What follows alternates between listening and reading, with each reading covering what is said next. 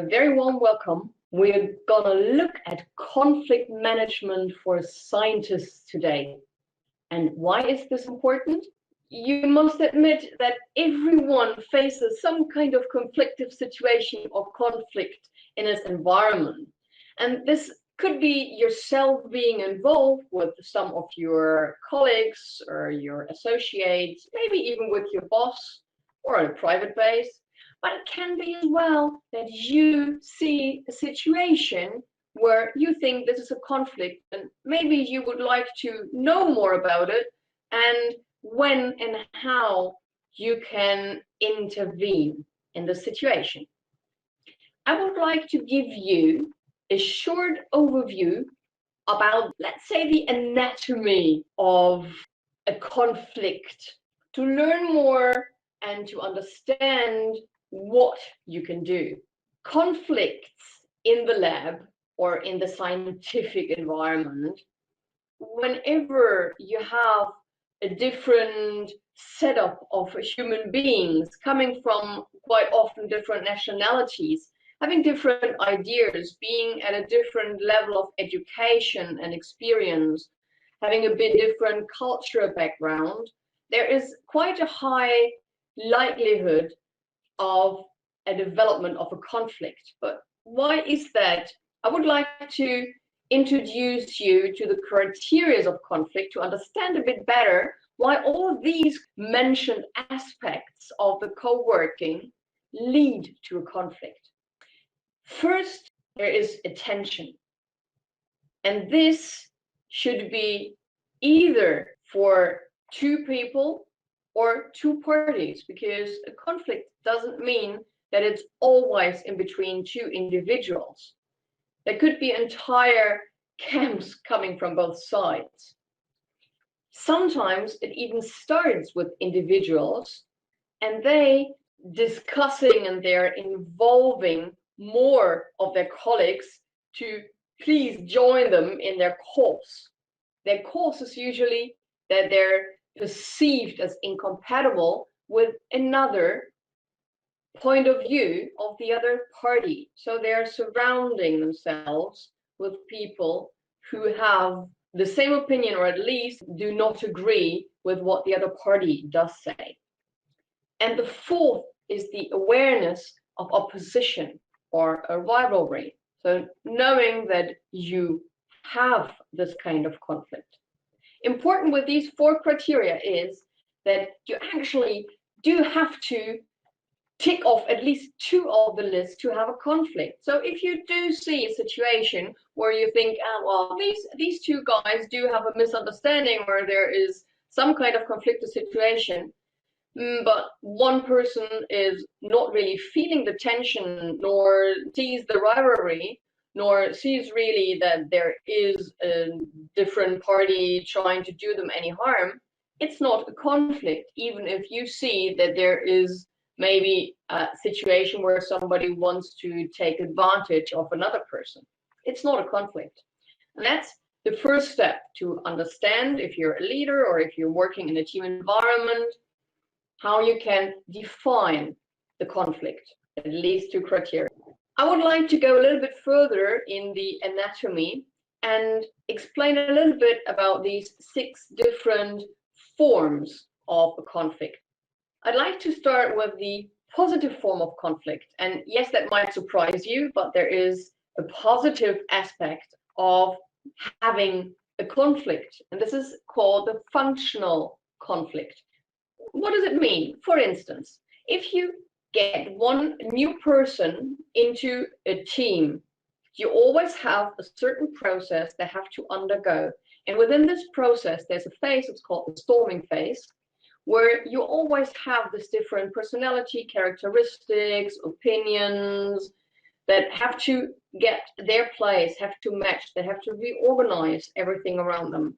And this is something that is functional because a team cannot work really productively if you stop this phase, because then they will get stuck in another place and there's not a clear situation how the team will work together and where's each other's place. This might even repeat in existing teams. That's a point where you have to look a little bit deeper into the processes while there's this situation ongoing. Check out whether this is still functional, whether there's still a development, whether they still talk, there's a communication going on.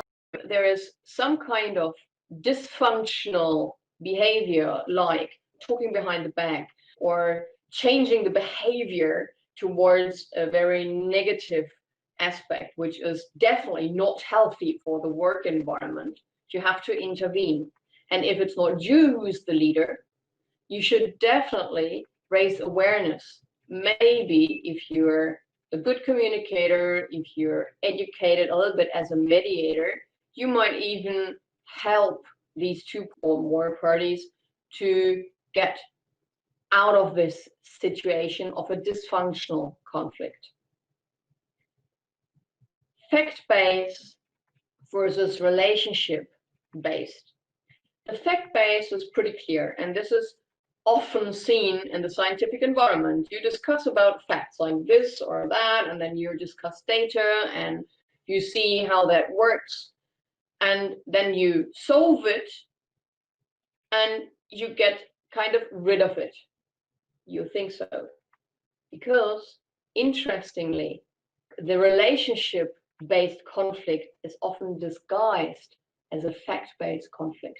And you see that especially there when you have a problematic past. Maybe there's two guys who had a previous discussion, or two ladies, two scientists who had previously some disagreements. Maybe there was something about a workspace, about a project, something that went on in the past and that went towards a dysfunctional conflictive situation, because one person finally ended up being unhappy about it and kept thinking about it. And now there are these hurt feelings, emotions are involved, and it gets towards the relationship side. But being a scientist, of course, you keep it to the facts. You talk about the elements. You try really to convince everyone that this is the better way to go. But in reality, you have some other agenda in your mind, or that person has some other agenda in his mind to actually hurt someone, to make life more difficult for someone. If you think you've solved this fact-based conflict and it wasn't a fact-based but a relationship-based, you will figure it out sooner or later, because it will dive down and it will come up again. Whenever you see that there is some kind of conflicting, repetitive situation between two parties, pay attention.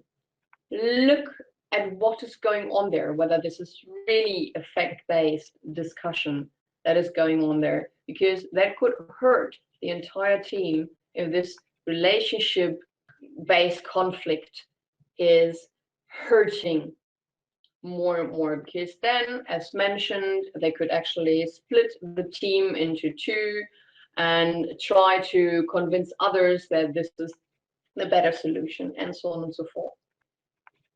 You can mix these different kind of conflicts. So you can have a relationship-based functional, you have a fact-based functional conflict. Relationship functional is, for instance, the setup of a team, as mentioned, because in the beginning maybe they disliked each other, or they didn't have any confidence in each other or trust because they didn't know each other, and so there has to be something that is built and to get rid maybe of a first negative image of a person. So that can be functional still. But then you can have a fact-based dysfunctional as well, if it's going towards a more emotional approach, and then it's changing in the relationship. I would like to give you an image for the next two conflicts, and this is the latent. I like to see it as the volcano, because a volcano, you can't tell that it's going to erupt just from looking at it. You have to be a real specialist, just right before the eruption that you see these clouds and something coming up. But very long time before you can take seismic measurements. You can take the right measures to understand whether there is some risk of an eruption. And the same you can do with your team, with figuring out a conflict before it happens. Because there's quite a long time of this latent phase. And as long as you get the situation where it is still latent, it is much better, because this is a situation where you can use your communication skills, where you can go in with question techniques. I'm offering courses on that as well, especially the communication scientific environment, how to address it the right way, what kind of methodology and techniques you could use in there, because then it doesn't come to the worst that actually the ground is burned. An eruption of a volcano, there could even people get killed, which is usually in this kind of conflicted situation which we talking about not the case. But this is impossible to take the lava and put it back into the volcano. So the ground was burned already. There is something that can't be reversed. As long as the volcano has not erupted yet, yes, you can do something. So catch the seismic vibrations of your team before it actually happens. I think it's important to understand as well different situations which are typical to lead to conflict. I've prepared a list of it. I won't go into depth in this small, short webinar, but of course, there's an entire conflict management course if you're really interested to learn more about the exact ways, how it starts, how you can deal with these different situations, what is the effect of it, what is the long-term effect, how you can deal with it as a leader or as a colleague as well. Today, I would like to take out one example and go into more of an explication of this nebulous expectations, the first point, because I believe that this is one of the key points that lead to a development of conflicts. Many conflictive situations or conflicts are based on 4 major influences, and these are the thoughts, the wishes, the feelings, and the actions. What does it mean? What do you think would happen leads to expectations. What you wish for can be disappointed. Your feelings, of course, are involved. And even if there's still this idea of feelings and emotions don't belong to the business area, you can't just take out your feelings of your human body, go to work and pick it up later when you go home. It's impossible. Of course, you have a lot of emotions involved. Your feelings could be hurt as well. And so, of course, feelings do play quite a big role, as I've mentioned already, with the relationship-based conflict, which has the emotions play a big role in that part.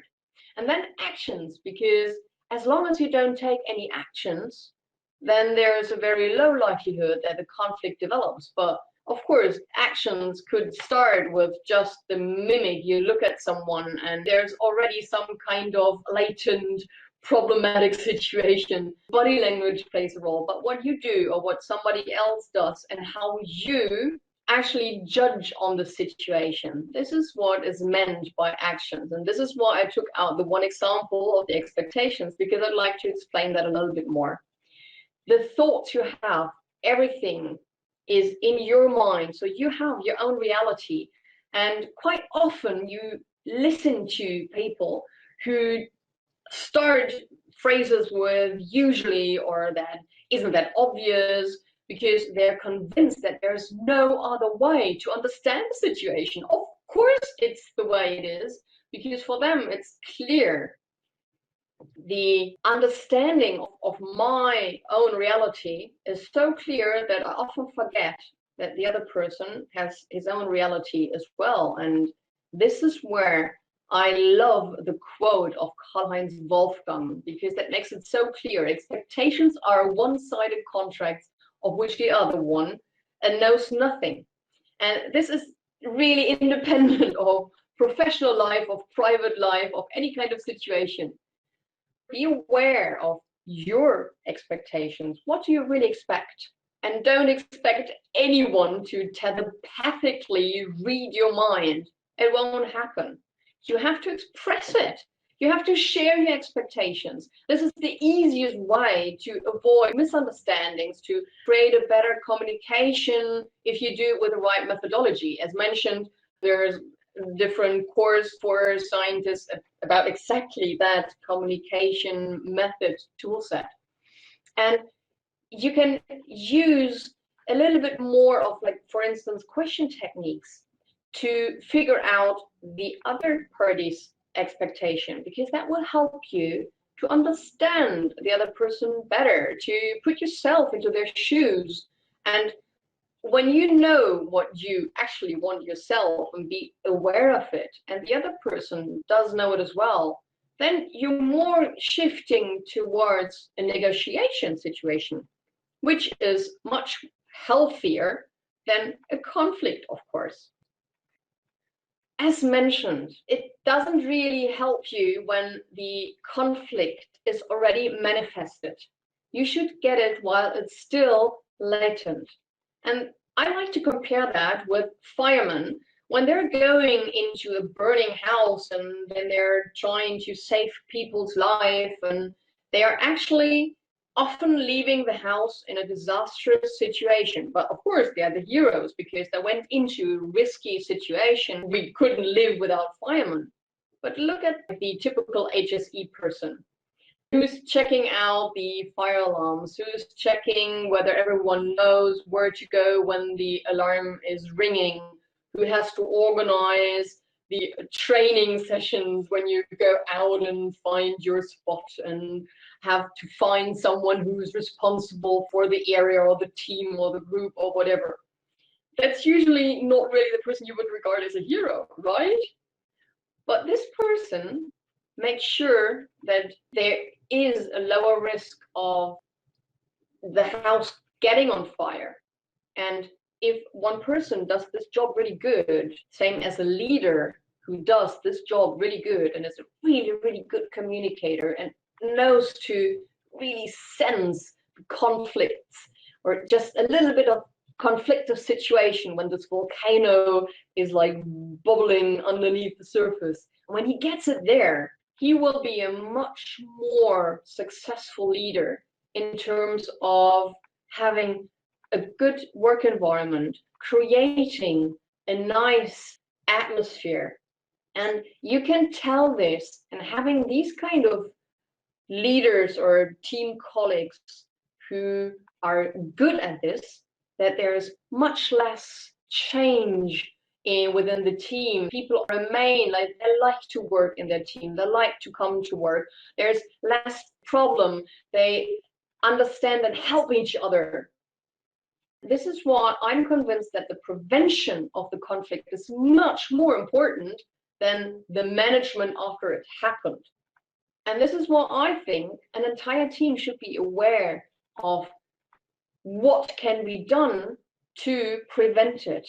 What can be done when you have the feeling that there's something in the air with these two guys, and how to react, how to communicate, how to help them with different techniques, and to prevent everything from happening, but make it a really nice environment to work in. And that's one of my goals, to really create this environment more in the scientific community, because I've worked in that community for quite a long time, and I know many people working in academic and pharmaceutical as well. Yes, there is always different atmospheres and scenarios, and you can tell where there's more a conflictive situation, where there's a good communication, where you can tell the difference of a well-managed, well-led environment and where isn't. And this is what I see, the communication and knowing yourself is key for all of this. So conflict management doesn't mean that, okay, I take my tool set and these two are fighting and they don't talk to each other. So I take my tool set and screw a little bit here and adapt a little bit there, and then it'll work out. That's not the idea about conflict management.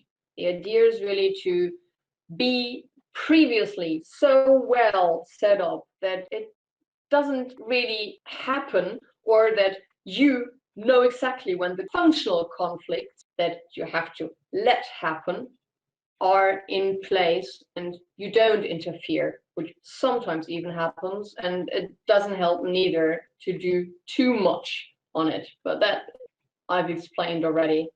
So the wrong communication, because communication is a big field, and you can say, yeah, I can talk, and there's quite many leaders and colleagues, team colleagues of yours. You might have someone just popping up into your mind who talks a lot, but communication doesn't mean that it's a good communication. It has to be the right communication to get in there and prevent any kind of the situation and create a great environment you love to work in. I prepared a guideline, a couple of points that you can do straight away this afternoon and apply those to prevent conflicts. One of the most important is to address it early. Whenever you feel that there is something going on, you can't grab it. It's not really something physical, but you feel a tension, the anatomy of conflict criteria. Address it early. Communicate clearly with the right methodology. Question techniques can work magic as well as listening. That will be probably one of the next webinars about. Don't do it in public, because if you've ever experienced yourself that somebody, your boss or a colleague, actually talk to you in public, like, what did you do? Like, why did you react the way you did towards me or towards that person? How can you say something like that? You feel embarrassed, and that makes you angry. And then again, we come into the emotional part where your thoughts, your wishes, and your feelings are definitely out of range. And that doesn't help, this makes it worse. So whenever you plan to talk to someone, either you're in a conflict situation with this person or you see that there's a potential conflict, do that somewhere separately. And if you can't do that straight where you work because there's not the physical possibility, ask him out for a coffee, do something to find this exclusive, this private place. Try always to be fast. Always go for the fast solutions, which makes sense, of course. And if you work as a mediator, so if you're the third person of this conflict, always remain neutral. For instance, if you're a leader and you have this conflict in your team, or if you're lateral leaders, so you're the project manager, which happens quite often in the scientific environment, or matrix structures, you don't have the official reporting line, but you have to solve somehow this team and make them productive again. You might have the situation that you actually are biased already. So you do have your opinion, and as mentioned in the expectations, yes, you do have your own reality. Think about whether you can really be the neutral mediator. If you can, great. Really question yourself. Be aware of yourself. What are your thoughts? What do you think of his answer right now? Do you have an opinion which is going against him or the other? Try to be as neutral as possible. And even if you're in a conflict situation, try to do the same. It makes it much harder. There's no doubt about it, because emotions are involved again, even if you're professionally in there, but emotions are involved already. And it helps to reflect again. This is why, like, the personal development, if you reflect on yourself and say, okay, I'm already caught in that thought and I don't want to change that, maybe then you turn around and ask the other person the question you've asked yourself. What would be your ideal situation, or what would you expect of me? Try to really go more into a neutral position as much as positive, like as much as possible. And go in with a positive attitude. If you're a mediator, that can change the situation in the room. I don't know whether you've had that already, and you get into a room and there's like two people in a conflict and you can feel the tension. It's like electricity in the air. And when you enter and you're afraid or you're annoyed because now you have to take care of this conflict again, it won't help. You have the power to come in with a positive attitude and really help these two to calm down. Watch your wording, watch your body language. Be clear, be neutral. Don't let them feel attacked or that you actually judge one of those. Neutral position again. That will help a big deal already. If you have any questions, please put them in the chat. I read them, I reply. If you'd like to know a bit more, if you'd like to have an appointment with me, my agenda always has a couple of slots and we can have a 20-30-minute conversation. Or you can sign up for more webinars to come, because I'm always doing this usually on a monthly basis. And I have quite some blogs and video material on my LinkedIn profile if you'd like to connect with me. If you'd like to work one-to-one with me, I have different coaching packages. This is, of course, especially then very interesting for you if you've just joined, for instance, a new leadership position, if you have a very specific problem, if you have a problem with your boss, with one of your associates, with one of your colleagues, very specific, it makes more sense to work on it in a one-to-one situation. If you'd like to learn more in general and like take preventive measures and learn more about communication, about yourself, about your personal development, learn more about your own personalities, how your values influence your decisions, for instance, how that develops further in influence towards your team, then I offer longer programs. There's a 1-month program on communication, and the rest is usually 3 to 6 months, because I believe in long-term work together. Our brain, the neuroplasticity of our brain, works in a range of 60 to 90 days. So you have to get into a certain routine. You have to practice. Very important, practice. And the more you practice some theoretical background directly on your job, and then have someone to talk about it, to figure out, oh, this didn't work out, maybe I should adjust it. If you have a normal course set up, like the workshops you go to for 1 day, 2 days, 1 week, afterwards you're left alone. And this is, in my opinion, not the right approach. So these different courses I offer, I set up towards working together in an online format, and you always get some homework. So you actually apply everything you've learned directly on the job. And then you have me and the group to discuss about it, to see whether that works well, that was a good positive experience, or this didn't really work that well. And then we can look into other methodologies and really develop that. I always try to individualize, and I'm always ready to take some flexibility in. So if the group would like to, which I've just had, would like to go a little bit further into the personal development because they figured it quite interesting and it was kind of a new experience for them, we can always prolong that for another week, or I give you some additional material on it. So you always have something in your hand you can work on afterwards. And of course, afterwards, there are some different ways we can work together in bigger groups, or in a joined LinkedIn group I offer as well. If you're interested, you know where to find me. I'm looking forward to see or hear from you. If not, then maybe next time for the next webinar. Have a nice afternoon. Bye.